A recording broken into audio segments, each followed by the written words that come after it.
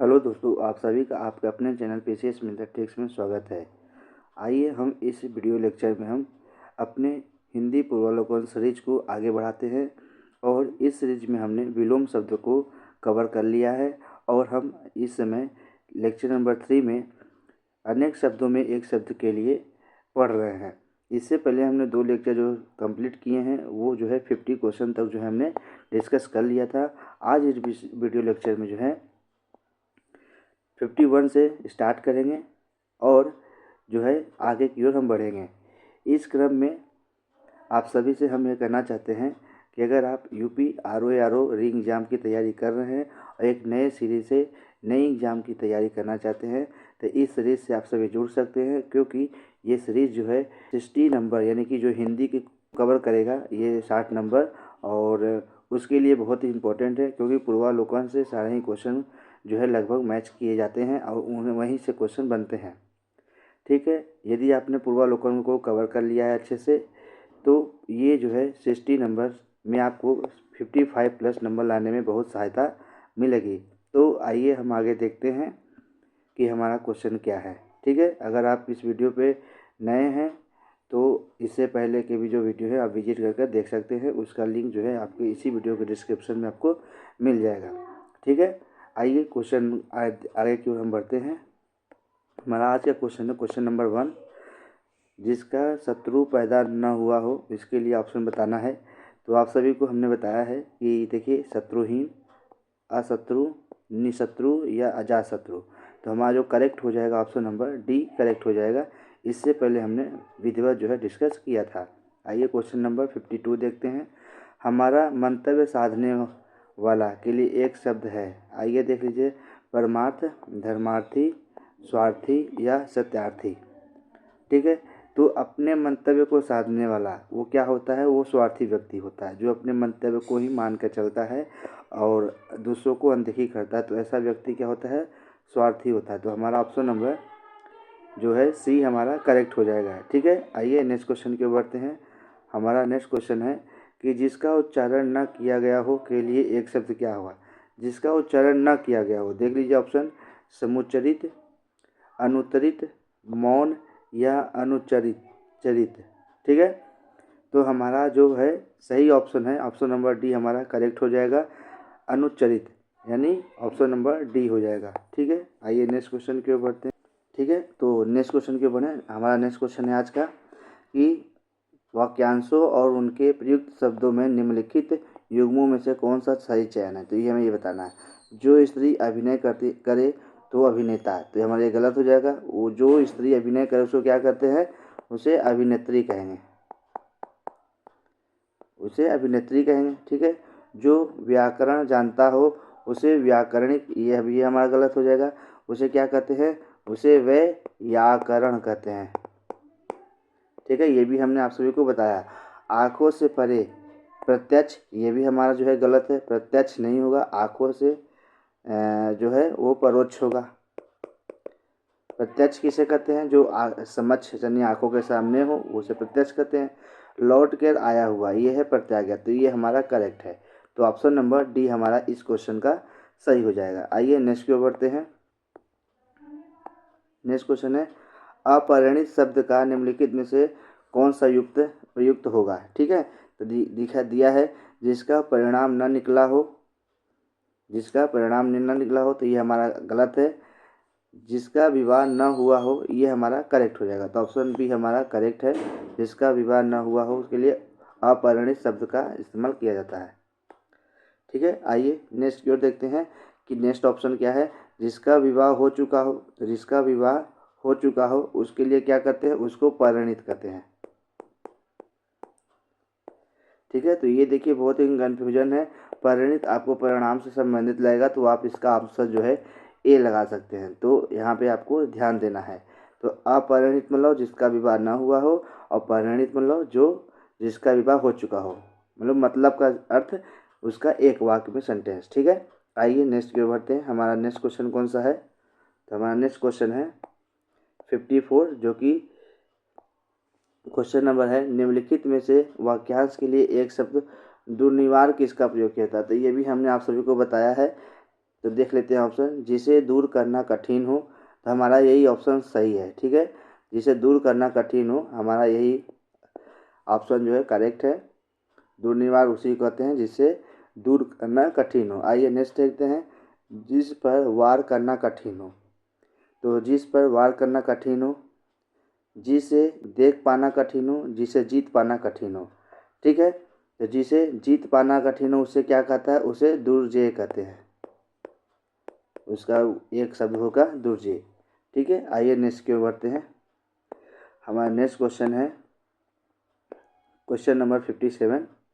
ठीक है, थोड़ा सा इरेज कर लेते हैं। आप सभी वीडियो पर बने रहिए और इस सीरीज़ को ज़रूर फॉलो कीजिए, क्योंकि इस सीरीज आप सभी के लिए बहुत ही इम्पोर्टेंट होने वाला है आने वाले एग्ज़ाम के लिए। यदि आपको इस वीडियो का लेक्चर का PDF चाहिए तो हमने जो है अपने टेलीग्राम चैनल, जो कि PCS मेथड ट्रिक्स ही नाम से है, तो आप वहां जाकर डाउनलोड कर सकते हैं। और भी जो एग्ज़ाम संबंधित जो महत्वपूर्ण PDF है हमने वहाँ पे अब शेयर कर रखा है, तो आप वहाँ से भी डाउनलोड कर सकते हैं। ठीक है, आइए नेक्स्ट क्वेश्चन देखते हैं। क्वेश्चन नंबर, युद्ध की इच्छा रखने वाला। देखिए थोड़ा सा विजिबिलिटी में प्रॉब्लम होगी, लेकिन हम बोल दे रहे हैं। युद्ध की इच्छा रखने वाला के लिए एक शब्द क्या है। देखिए, योद्धा, युयुत्सु या युद्धवीर। ठीक है, या युद्धरस्त। ऑप्शन नंबर बी में युद्धरस्त लिखा हुआ है। ठीक है, तो हमारा जो सही ऑप्शन है इसमें, युद्ध की इच्छा रखने वाले को क्या कहते हैं, युयुत्सु कहते हैं। देखिए हम लिख देते हैं आपको लिए, युयुत्सु, ये हमारा करेक्ट ऑप्शन है। ठीक है, तो ये है हमारा 57 क्वेश्चन। आइए नेक्स्ट क्वेश्चन के बढ़ते हैं। हमारा आज का नेक्स्ट क्वेश्चन है, जिसे अपनी जगह से अलग कर दिया गया हो के लिए एक शब्द क्या है, विस्थापित। यही हमारा करेक्ट हो जाएगा। जिसे जो है अपनी जगह से अलग कर दिया गया हो उसके लिए एक शब्द क्या है, विस्थापित। ठीक है, आइए थोड़ा सा ये विजिबिलिटी प्रॉब्लम हो रही है। आइए नेक्स्ट क्वेश्चन को देखते हैं। बुरे उद्देश्य से की गई गुप्त मंत्रणा। ठीक है, तो पहले राजा महाराजाओं क्या होते थी, गुट बनते थे। आप सभी को पता है, इतिहास में पढ़े होंगे। तो जो है एक राजा को अपने पद से उसे हटाने के लिए दूसरे जो है त्रिगुट करके गुप्त मंत्रणा, यानी कि चोरी से, बुरे उद्देश्य से, यानी कि राजा को हटाने के उद्देश्य से, यानी एक तरह से राजा को हटाना। और ये लोग जो हैं राजा के लिए ही काम करते हैं, तो बुरे उद्देश्य से हो गया। तो उसी के लिए बोला गया है कि बुरे उद्देश्य से जो गुप्त मंत्रणा होती है उसे क्या कहते हैं, तो उसे जो कहते हैं वो दुर्भी संधि कहते हैं। दुर्भी संधि, दुर्भी संधि। तो हमारा ऑप्शन नंबर सी में जो है हमारा दिया हुआ है दुर्भी संधि। बुरे उद्देश्य से जो बुरे उद्देश्य से जो गुप्त मंत्रणा की जाती है उसे दुर्भी संधि कहा जाता है। ठीक है, आइए अदर ऑप्शन को देख लेते हैं। हमारा ऑप्शन नंबर डी देखिए क्या है, दुर्वियोजन। तो दुर्वियोजन क्या होता है, ये जो होता है कि किसी को संकट में डालने के लिए या फिर जो है किसी को हानि पहुंचाने के लिए जो गुप्त कार्रवाई की जाती है उसको जो है दुर्वियोजन कहा जाता है। ठीक है, तो इस प्रकार जो है हमारा ऑप्शन नंबर डी हो गया। ठीक है, आइए हम देखते हैं कि जिसका या जिससे पार पाना कठिन हो उसे जो है दूरती क्रम कहा जाता है, यानी ऑप्शन नंबर ए को। ए का जो क्या कहते हैं कि जिसका या जिससे पार पाना जो है बहुत कठिन हो जाता है तो उसे दूरती क्रम कहा जाता है। और जिसके पार पहुंचना कठिन हो उसे दुर्दिगम कहा जाता है, दुर्दिगम। ये है हमारा चारों ऑप्शन का स्टेटमेंट। आइए नेक्स्ट क्वेश्चन की ओर बढ़ते हैं। हमारा नेक्स्ट क्वेश्चन है, सवाल जवाब या बहस हुज्जत या दिए गए उत्तर का उत्तर के लिए एक शब्द क्या है। तो ये हमने बताया था आप सभी को, इसे प्रत्युत्तर कहा जाता है। प्रत्युत्तर यानी कि आपसे सवाल जवाब करते हैं, आप जब से अपने दोस्तों के साथ पेपर्स के बारे में डिस्कस करते हैं तो एक सवाल पूछता है, फिर आप उत्तर देते हैं, फिर वो जवाब देता है, फिर आप जवाब देते हैं, उत्तर देते हैं, यानी कि सवाल जवाब या बहस हुज्जत करना ही हमारा प्रत्युत्तर कहलाता है। तो इस प्रकार ऑप्शन नंबर सी हमारा इस क्वेश्चन का सही हो जाएगा। आइए नेक्स्ट क्वेश्चन के बढ़ते हैं। नेक्स्ट क्वेश्चन है हमारा, खोज करने वाला इस वाक्य के लिए एक शब्द है। तो खोज करने वाला क्या हो जाए, ऑप्शन देख लीजिए, अन्वेषक, अनुपम, अवंतिति और निवेशक। तो हमारा ऑप्शन से ही दिख रहा है कि ऑप्शन नंबर ए जो है हमारा करेक्ट होगा। अन्वेषक जो है हमारा करेक्ट हो जाएगा। ठीक है, अगर हम बात करें ऑप्शन बी की, तो बी जो है अनुपम। तो बी अनुपम किसे कहते हैं? तो अनुपम जो है जिसका उपमा न हो उसे अनुपम कहा जाता है, जिसको उपमा न हो उसको अनुपम कहा जाता है। ठीक है, नेक्स्ट क्वेश्चन ऑप्शन देखें तो निवेशक। निवेशक क्या है? जो निवेश करने वाला हो। जैसे हमारे विदेश से कोई भारत में निवेश करता है तो उसको क्या कहते हैं? उसको निवेशक कहते हैं। ठीक है, तो इस प्रकार हमारा ऑप्शन नंबर डी हो जाएगा। आइए नेक्स्ट क्वेश्चन की बढ़ते हैं। नेक्स्ट क्वेश्चन है हमारा, वह कन्या जिसके साथ विवाह का वचन दिया गया हो। तो जो गर्लफ्रेंड वर्लफ्रेंड वाला चक्कर है वो नहीं है इसमें। इसमें जो है वह कन्या जिसके साथ विवाह करने का सच में वचन दिया गया हो, वो फर्जी वाला वचन नहीं। ठीक है, तो उसे क्या कहते हैं? देख लीजिए ऑप्शन, वाग्दत्ता, वाग्दान, वाग्वध या वाग्विदंत। ठीक है, तो ये हमारा करेक्ट हो जाएगा ऑप्शन नंबर ए, वाग्दत्ता। ठीक है, वह कन्या जिसके साथ विवाह करने का वचन दिया गया हो। ठीक है, ये हो गया हमारा ऑप्शन नंबर ए 62 का आंसर। अगर हम बात करें कि कन्या के विवाह कर देने का वचन देने का जो रस्म होता है उसे क्या कहते हैं? उसे कहते हैं वाग्दान। तो हमारा बी ऑप्शन हो जाएगा, यानी कन्या का विवाह कर देने के वचन देने का जो रस्म होता है उसे कहते हैं वाग्दान। ठीक है, तो ये बात है। ऑप्शन नंबर सी की बात करें तो हमारा सी जो है मौन अथवा वचनबद्ध को जो है वाग्वध कहते हैं। मौन अथवा वचनबद्ध को वाग्वध कहते हैं। ठीक, आइए नेक्स्ट क्वेश्चन की बढ़ते हैं। अगर नेक्स्ट ऑप्शन की ओर, तो वाग्वी दंत। तो वाग्वी दंत जो है वाक चतुर को कहते हैं, यानी वाग्वी दंत जो है वाक चतुर। आइए नेक्स्ट क्वेश्चन की बढ़ते हैं। नेक्स्ट क्वेश्चन है हमारा, नेक्स्ट क्वेश्चन है क्वेश्चन नंबर 63, मदरा पीने के प्याला। ये सभी आप सब जानते होंगे, चषक। मदरा पीने के प्याला को चषक कहा जाता है। और अगर चश्म की बात करें तो चश्म का अर्थ जो होता है वो नेत्र होता है, यानी नेत्र भले हमारी आँखें, जिस आँखों से आप ये वीडियो लेक्चर देख रहे हो। ठीक है, आइए नेक्स्ट क्वेश्चन, जो स्त्री के वशीभूत हो तो उसे क्या कहते हैं? स्त्री प्रेमी या स्त्रियोचित या त्रियावासी या स्त्रैण। तो जो स्त्री से के वश में हो उसको, जो ऑप्शन नंबर बी हमारा सही है, स्त्रैण कहा जाता है। ठीक है, आइए नेक्स्ट क्वेश्चन की ओर बढ़ते हैं।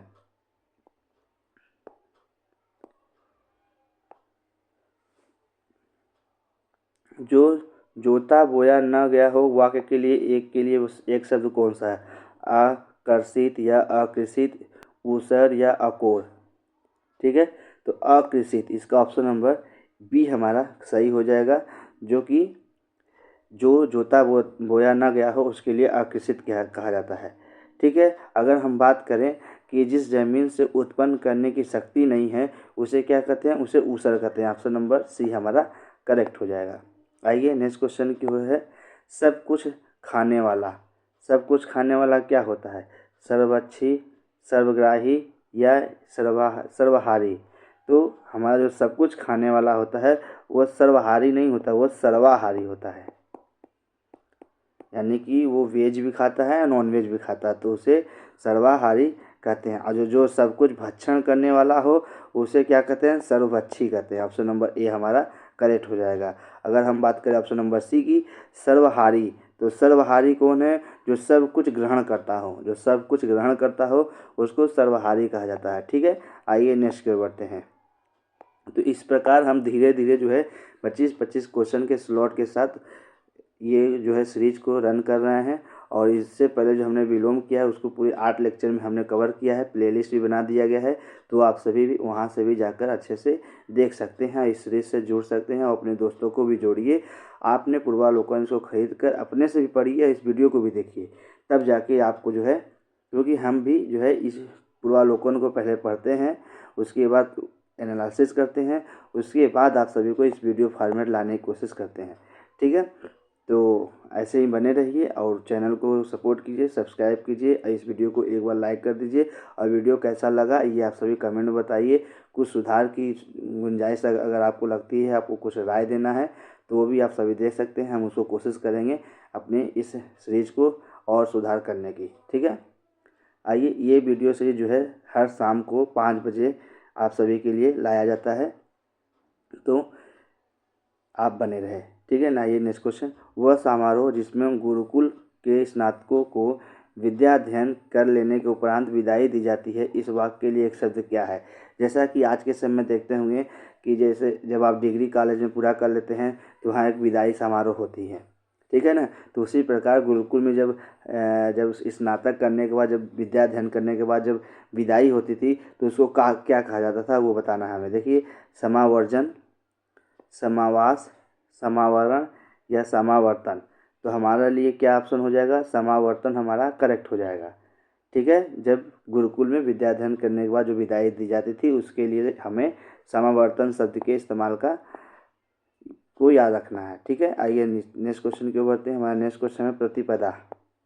ये तो आप सभी जानते होंगे, पक्ष की जो पहली तिथि होती है वो सभी जो है प्रतिपदा कहा जाता है, ठीक है। एकादशी कौन सी है ये बताइए।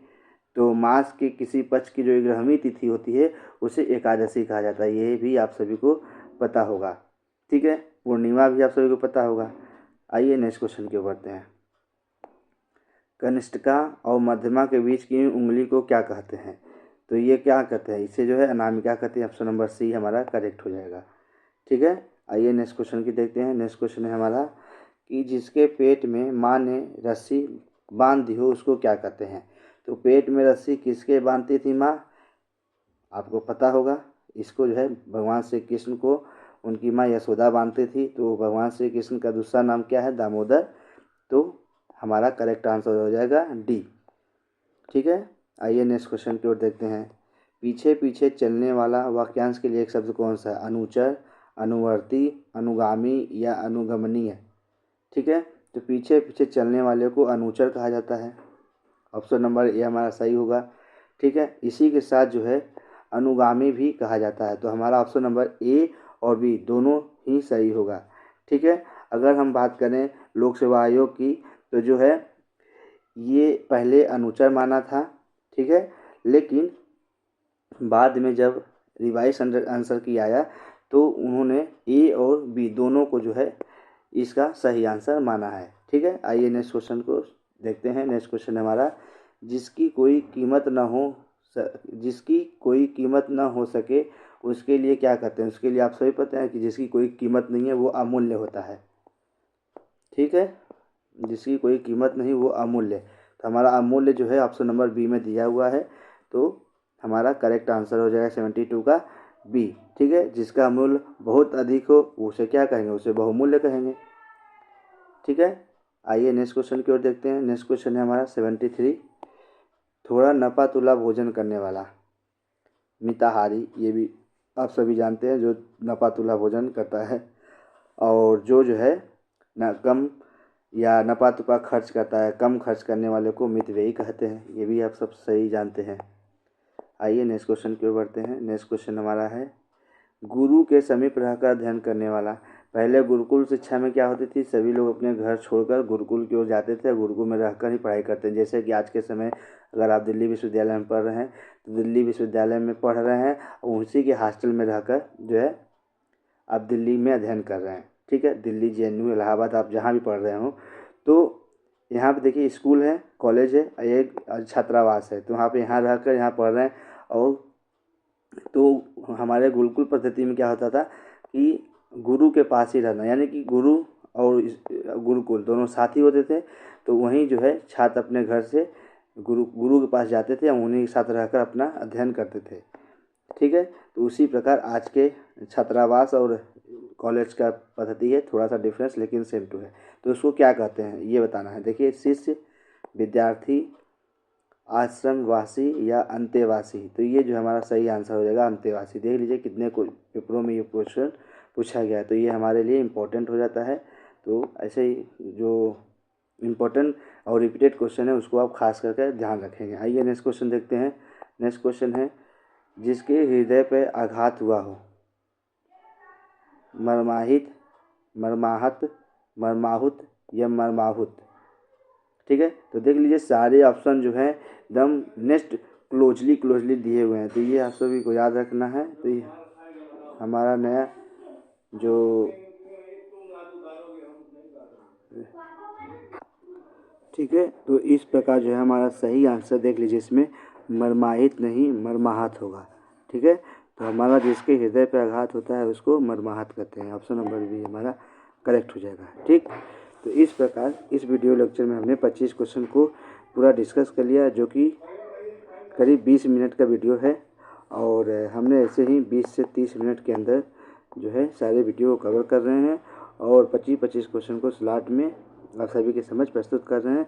आप लोगों को बताइए कि वीडियो कैसा लगा, और अगर वीडियो को रन करने में और ये जो है अगर आप मदद करते हैं तो हम आप सभी के लिए ऐसे ही वीडियो बनाते रहेंगे और पूरे पूर्वावलोकन को जो 60 नंबर के क्वेश्चन है उसको कवर करने की जिम्मेदारी जो हमने ली है उसको कंप्लीट कराएंगे। ठीक है, तो अभी पेपर में जो है आपने देखा होगा कि यूपीपीएससी का जो है, ठीक है, तो आपने देखा होगा कि यूपीपीएससी का जो है 2025 का कैलेंडर भी आ चुका है। तो उसमें आपने देख रहा होगा कि 12 अक्टूबर को शायद जो है पीसीएस का और 29 को जो है पीसीएस मेंस का, ये प्री का 2025 का पेपर डेट आ चुका है, लेकिन आरओ का जो डेट अभी नहीं आया हुआ है। तो वो जो है कमेटी की रिपोर्ट के बाद ही देखें, लेकिन कई डेट जो उसमें अनारक्षित हैं, तो उसी में किसी में एक हो सकता है। तो आप सभी लोग अपने तैयारी पे बने रहें और इस वीडियो लेक्चर को देखते रहें। ठीक है, थैंक यू सो मच।